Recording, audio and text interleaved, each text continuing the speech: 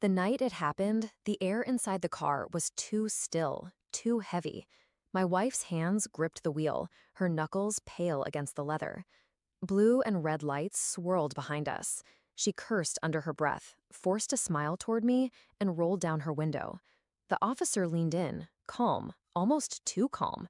He took her license, glanced at me, then asked me to step out. My pulse quickened. I thought it was routine until he pulled me aside, his voice dropping to a near whisper. "Sir," he said, eyes fixed on mine, "I need you to listen carefully. Do not go home tonight. Get somewhere safe." I froze. Why? He hesitated, then slipped a folded note into my hand. "I can't explain now. Just read it." When I unfolded the paper, my vision tunneled. Words scrawled in hurried ink. "Your wife isn't who you think she is. She's dangerous." We met 10 years ago at a charity gala. She was all grace and laughter, pulling me into her orbit with ease. I thought I'd won the universe when she said yes to marrying me. She was smart, charming, quick with affection. My family adored her. But love makes you blind. It softens edges that should stay sharp. Looking back, the signs were there. Her unexplained trips, late-night calls she silenced quickly, the way she always kept her purse zipped tight like a vault. At first, I ignored it. Trust is easy when you want to believe. But the note from that officer cracked everything open. That night, I didn't go home. I checked into a cheap motel, sitting in the dark with that note burning in my palm. The next morning, I drove to the precinct, asking questions. The officer had left no name, but after enough persistence, one detective leveled with me. They'd been watching her, not for speeding, for laundering money, fraud, even suspicion of orchestrating accidents for insurance payouts. And here I was, her perfect, clueless husband. Shock should have broken me, but it didn't. It sharpened me. I stopped thinking like a husband and started thinking like a strategist. She'd built a facade of the perfect marriage, the doting wife, the dream life, and she'd used me as her alibi, her shield. I wasn't going to confront her in rage. Rage makes mistakes. I was going to dismantle her, quietly, piece by piece. First, I copied her financial records. Quiet nights while she slept, her phone pressed to her chest, I mirrored her data to a hidden drive. Offshore accounts, wire transfers, names I didn't recognize.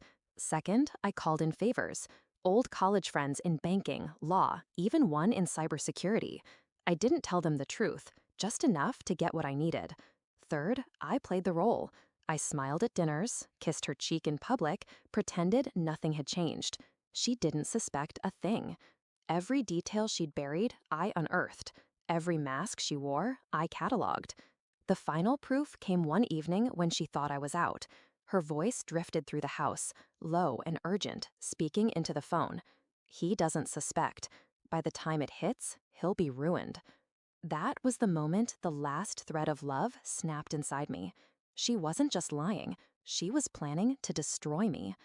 When the moment was right, I handed everything, documents, recordings, transaction logs, to the same detective who had warned me. But I didn't stop there. I made sure the board of the charity she worked with received anonymous packets, the very place where we met, their golden girl exposed. I had her name scrubbed from the joint accounts, froze cards, rerouted assets. Legally, quietly, everything was now in my control.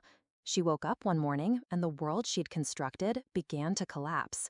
It happened in our kitchen. She was barefoot, hair unkempt, staring at a frozen bank screen on her laptop. Her voice cracked. "What did you do?" I met her eyes, calm. "What you taught me." I lied. I waited. I took everything before you could. Her face went pale, rage twisting her features. For once, the mask was gone. Then came the knock on the door. 2 detectives, cuffs waiting. She looked at me as they led her away, betrayal in her eyes like I had wronged her. That was almost laughable. I watched the taillights fade as the cruiser took her. My heart didn't ache. It steadied. People ask me sometimes why I didn't leave sooner, why I didn't just walk away. They don't understand. Walking away leaves the liar whole. Exposed lies are the only justice. I wasn't just saving myself. I was reclaiming the years she stole. The officer was right that night. It was horrifying, but not the way I thought. It wasn't what he'd found on her license. It was realizing the woman I loved had never existed. And when the mask fell, I didn't mourn her, I buried her.